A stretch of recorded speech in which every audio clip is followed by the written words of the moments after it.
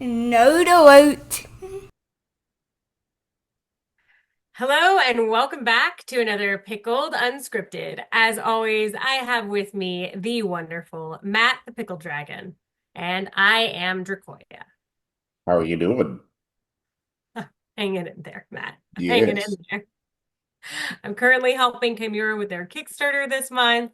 Kickstarter orders are flying out the window. Lots of work to be done. It's all fun. It's okay. All good. hmm So we have an interesting article that Matt found for you guys today. Matt, you want to jump into it? Oh, no, but yes. Okay. And I thought that we were kind of like getting clear of this, but um I don't think we'll ever be clear of this, Matt. maybe not. But yeah, it's another Lord of the Rings kind of like Attack on Tolkien kind of thing that we found. Um and yeah, and I think well, let's just jump into it because first, I need to get a little courage before we get started. Okay, I'm ready. All All right. right. So here is the article. Um, Students shall not pass unless they accept Lord of the Rings is offensive.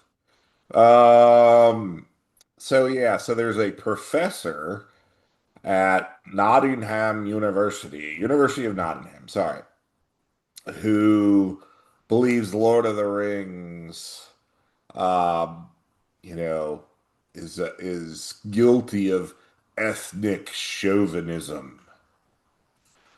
Okay, so we kind of like we did an orcs video a We while did. back. Yeah, and I'll put it at the end of the video here where you can click on it if you want, where we went through in painstaking detail using not just the writings of Lord of the Rings and so forth, but personal letters that Tolkien wrote to show that orcs are indeed not analogous to any race whatsoever.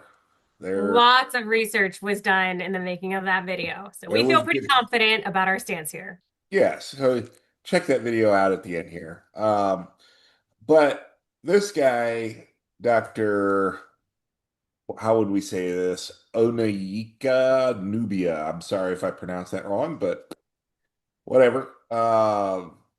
So Middle Earth are let's see, the Eastern races in the fictional realm of Middle Earth are depicted as evil, while fair-skinned peoples of the West are shown as virtuous. Um, yeah, so this class is basically a reimagining of Lord of the Rings in uh,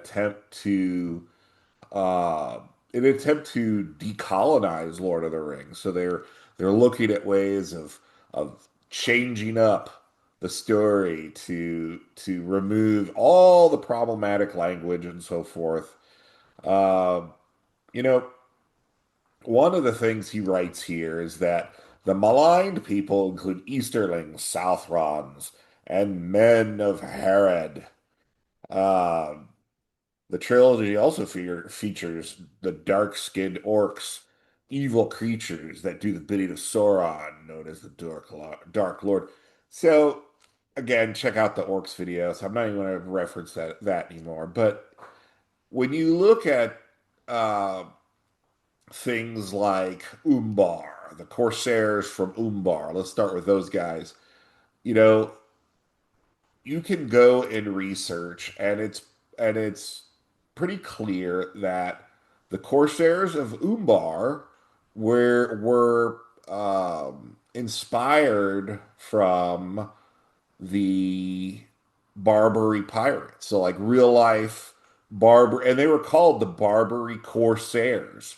So, you know, on the surface, you could say, hey, that would be an indication he thought of these non-whites as terrible people. Well, they were terrible people.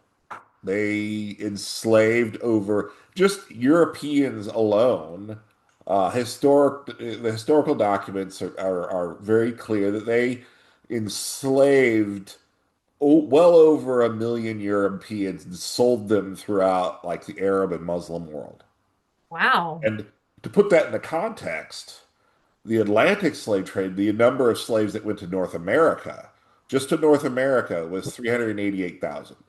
So in that context, and of course others went to like South America and everything, but if we were just looking at North America, which is where I am, so that's what we'll do. But the the the Barbary slave trade was considered to be a huge blight. And in fact, it was the United States' first war to end the pirates of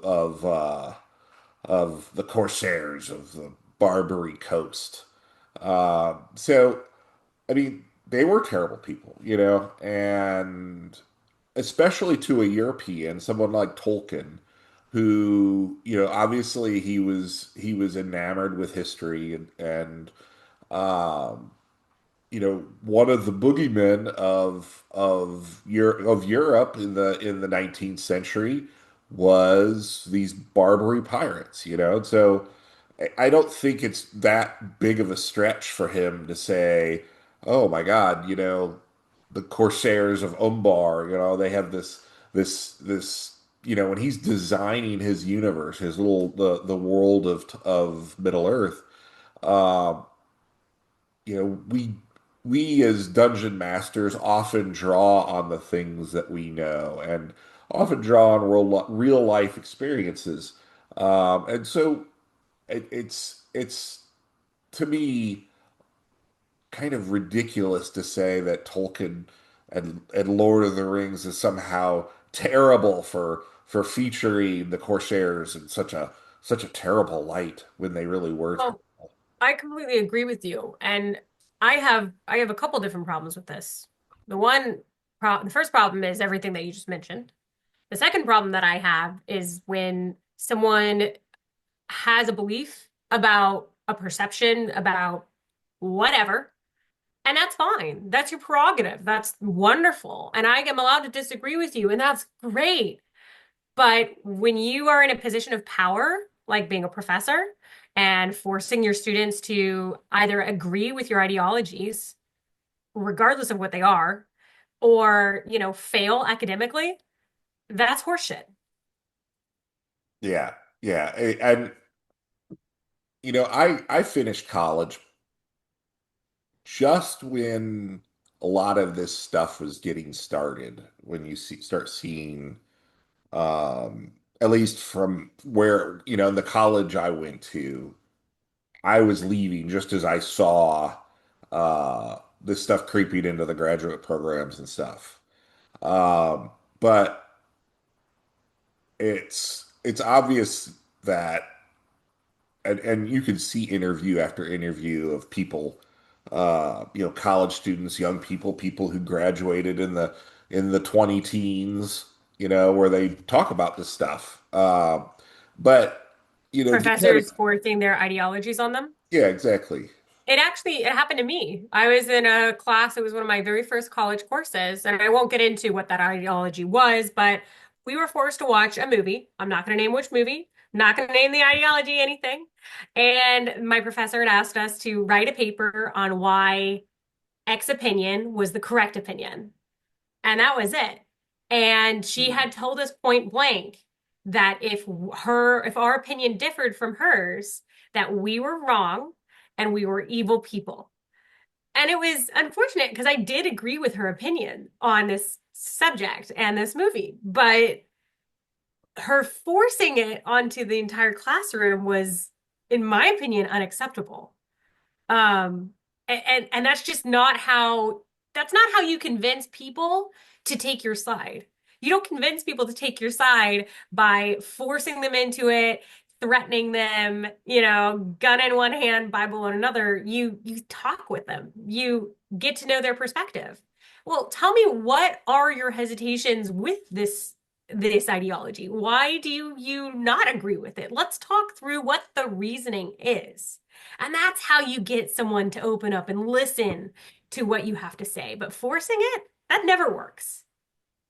Yeah, and kind of like shifting back a little bit to the Lord of the Rings stuff, we got Easterlings and the Haradrim who are inspired by other peoples. And you know,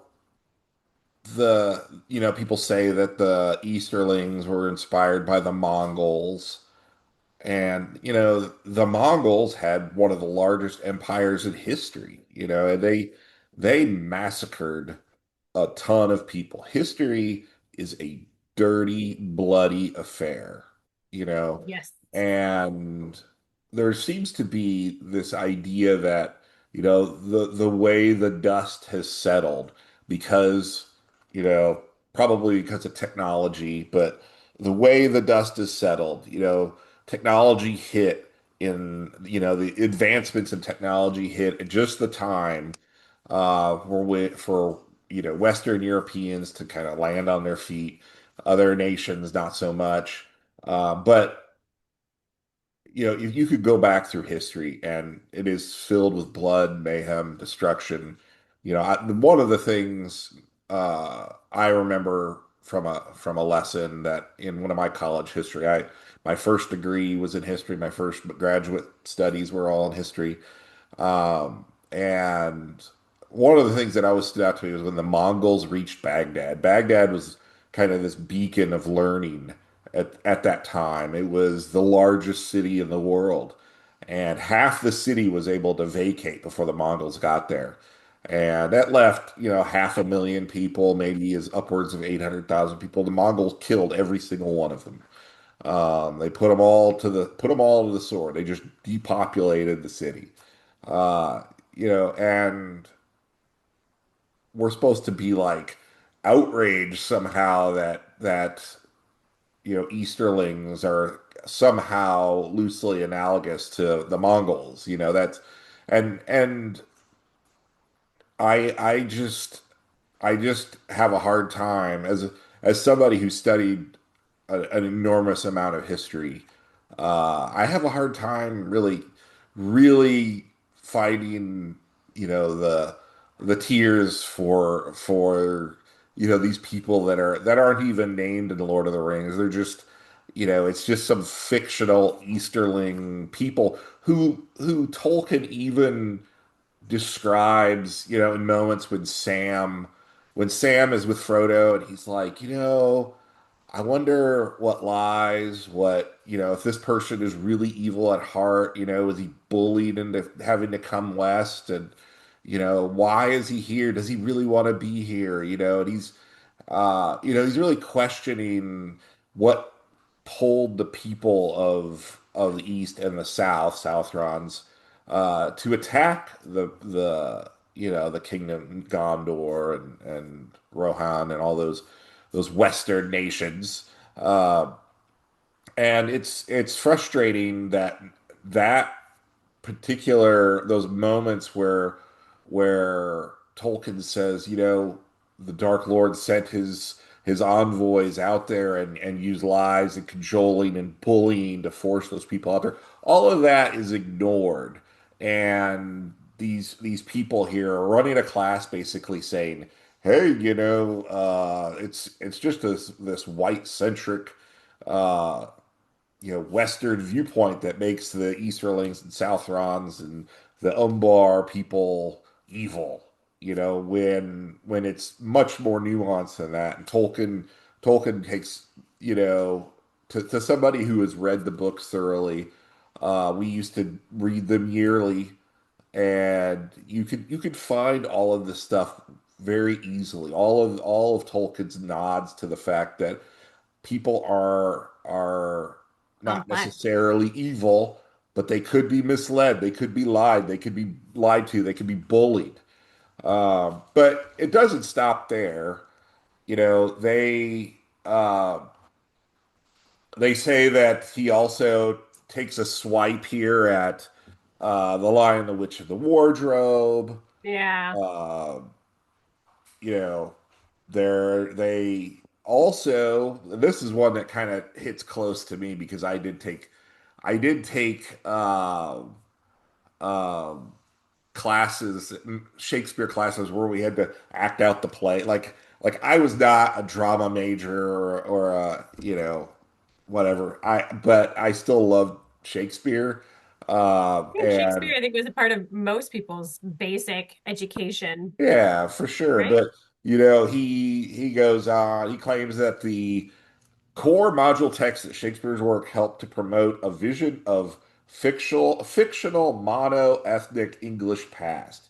His plays are said to be problematic for missing direct references to Africans living in England, creating an illusion of racial homogeneity. I can't even pronounce the word in England. Drink more Now, and you'll sound better. yes. So did say that in medieval England, there were diverse populations of Africans, but ethnic chauvinism has edited them out essentially. And I took issue with this because I actually had researched this because I've seen this claim before. And the British were very good about keeping records back then, and They you they know, were. they wanted their taxes paid. They wanted to make sure every person was paying their taxes. And I think that uh, in the Tudor time frame, which I think was like the 1500s, 350 Africans were counted. Hmm. Um, I mean, that is not a lot of people. No, it's Not a not. lot at all. 350. And he's calling that like a diverse. And the 1500s wasn't even really medieval at that point. No, it Medieval, wasn't. you really got to go much further back. And further back, there's uh The Tudor dynasty was right at the end of the medieval era. so if you go further back to like just after the Norman conquest, like the 1200s, let's say. Right. They talk about, you know, nine, maybe 10 Africans. In the 14th century, because of the plague, the bubonic plague, they counted 1,000 non-European individuals. But that could be like Chinese and what they considered non-European. In that time frame, they could have called that the Slavic type people, Yeah, Eastern. they could have called somebody who was, Uh, but if you're saying in the 1500s there were 350 Africans, chances are that 1,000 people did not include a whole lot in the way of Africans. So when Mhm. when this when this professor is talking about this huge diverse population of Africans, therefore we need this class to undo all of this bias, this anti-African antipathy. Uh, I just find this to be the mountain out of a molehill kind of, and it's not even probably a molehill, it's like an anthill. Mhm. It's pretty sad to me that people will take this class and they're going to come out of it, and the type of person who takes this class is probably someone who probably is bent towards those ideas in the first place, so they're going to come out with all kinds of righteous fury. But I do think so. The In 2024, the class specifically named Tolkien in the name of the class. Well, the 2025 class was renamed to remove his name, although the actual subject matter, the syllabus, really hasn't changed. I found that in another article, which I should have brought out here, but I didn't. I'm sorry. But that tells me that there was certainly some pushback, And they thought with a little sleight of hand, maybe if they just rename the class, that no one will pay attention to the actual subject line of the class when you go to sign up for it, because it's the same thing, you know.